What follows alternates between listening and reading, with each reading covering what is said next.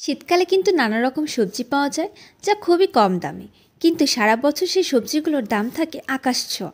তাই শীতকালে কিন্তু আমি একটু বেশি করে সবজি কিনে ফ্রোজেন করে সংরক্ষণ করে রাখি সারা বছর খাওয়ার জন্য। সেটাই আজ আপনাদের সাথে শেয়ার করছি।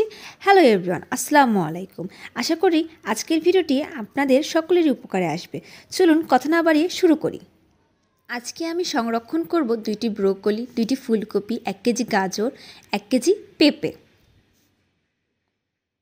ফুটন্ত গরম পানিতে আমি দিয়ে দিচ্ছি 1/4 টিস্পুন বেকিং সোডা এবং 1 চামচ চিনি।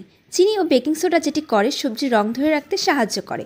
এবার তাতে দিয়ে দিচ্ছি আগে থেকে কেটে রাখা পেঁপে এবং বলক উঠে আসা পর্যন্ত অপেক্ষা করব। বলক উঠে গেলে পেঁপেগুলো ঠান্ডা পানিতে রেখে দিচ্ছি ঠান্ডা হওয়ার জন্য।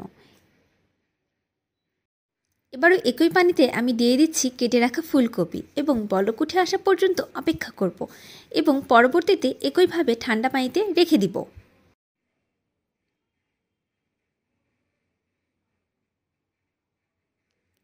এবার 2টি সবজি ভাপ দেওয়া হয়ে গেলে পুনরায় আমি একই পানিতে 1/4 টিস্পুন বেকিং সোডা এবং 1 চামচ চিনি দিয়ে দিচ্ছি এবং একইভাবে গাজর ও ব্রোকলি ভাপ দিয়ে নিব।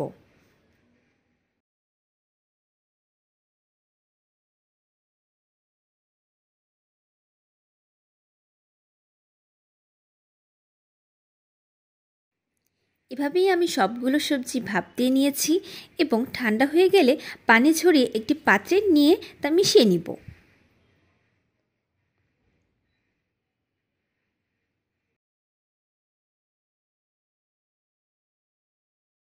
এবার যে কোনো পলি ব্যাগ কিংবা এয়ারটাইট বক্সে ফ্রোজেন করে সংরক্ষণ করতে পারবেন বছরের জন্য এবং বছরের যে কোনো সময় এই সবজিগুলো ফ্রিজ থেকে বের করে খেতে পারবেন। আমি বেশিরভাগ সময় এই সবজিগুলো রেখে থাকি চাইনিজ সবজি হিসেবে খাওয়ার জন্য। ভিডিওটি ভালো লাগলে লাইক, কমেন্ট, শেয়ার করতে ভুলবেন না। আর আজকের ভিডিওটি কেমন লেগেছে তা অবশ্যই কমেন্ট বক্সে জানাবেন। আসসালামু আলাইকুম।